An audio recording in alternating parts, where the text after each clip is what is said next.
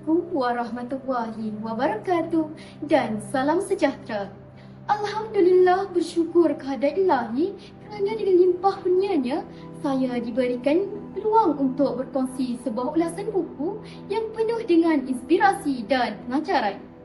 Hadirin yang dihormati, pernahkah kita terfikir siapakah tokoh yang menjadi asas kepada perkembangan ilmu dan pendidikan dalam masyarakat kita hari ini? Hari ini, saya akan membawa anda mengenali dengan lebih dekat seorang tokoh yang sangat berjasa melalui sebuah buku yang bertajuk Tuk Kenali dengan karya Hayati Ridwani. Nama diberi Nurul Amna Bashirah binti Muhammad Afizu, mewakili Sekolah Menengah Kebangsaan Agama Kuala Abang dengan kod sekolah DRA 1001. Buku ini mengisahkan tentang kehidupan seorang ulama terkenal di tanah Melayu, iaitu Tuk Kenali, yang dikenali sebagai seorang ilmuwan yang tinggi pengetahuannya serta berakhlak mulia. Beliau bukan sahaja dihormati dalam kalangan masyarakat, malah turut menjadi rujukan penting dalam bidang keilmuan Islam pada zamannya.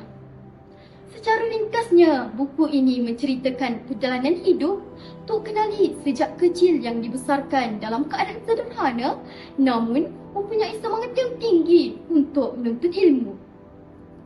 Walaupun berdepan dengan pelbagai cabaran, beliau tidak pernah berputus asa, malah beliau sanggup merantau ke Mekah untuk mendalami ilmu agama yang lebih mendalam. Sepanjang berada di sana, beliau menuntut ilmu daripada ramai ulama terkenal dan menghabiskan masa dengan penuh disiplin demi mencapai cita-citanya. Setelah menamatkan pengajian, beliau pulang ke tanah air dan mula menyumbangkan ilmunya kepada masyarakat dengan mengajar dan membimbing pelajar-pelajar. Usaha beliau telah melahirkan ramai individu berilmu dan secara tidak langsung membantu membangunkan masyarakat yang lebih berpengetahuan dan berakhlak mulia. Watak utama dalam buku ini ialah Tuk Kenali.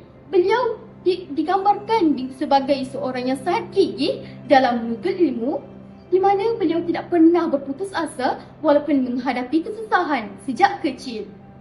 Selain itu, beliau juga seorang yang merendah hati. Walaupun memiliki ilmu yang tinggi, sikap ini membuatkan beliau dihormati oleh masyarakat.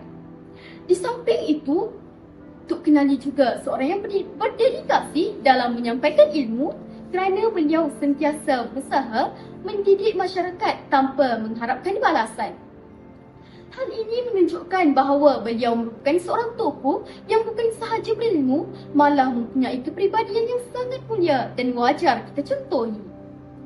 Tema utama buku ini ialah kepentingan menuntut ilmu serta tanggungjawab untuk menyebarkannya kepada orang lain. Antara pengajaran yang saya peroleh ialah kita hendaklah sentiasa bersungguh-sungguh dalam menuntut ilmu kerana ilmu merupakan kunci kejayaan dalam kehidupan. Selain itu, kita juga perlu mengamalkan ilmu yang dipelajari agar ilmu tersebut memberi manfaat kepada diri dan masyarakat. Pada pendapat saya, buku ini sangat menarik dan memberi inspirasi kerana ia bukan sekadar mencerita kisah hidup seorang tokoh tetapi turut memberi kesedaran tentang nilai sebenar ilmu dalam kehidupan. Apa yang paling memberi kesan kepada saya ialah semangat Tuk Kenali yang tidak pernah berputus asa dalam menuntut ilmu walaupun berdepan dengan pelbagai cabaran. Sebagai penutup, jelas dah bahawa buku ini, karya Hayati Ridwani, merupakan sebuah karya yang syarat dengan ilmu, inspirasi dan pengajaran. Semoga kisah kehidupan Tuk Kenali ini dapat dijadikan contoh dan teladan dalam usaha kita menjadi insan yang berilmu dan berakhlak mulia. Sekian, terima kasih.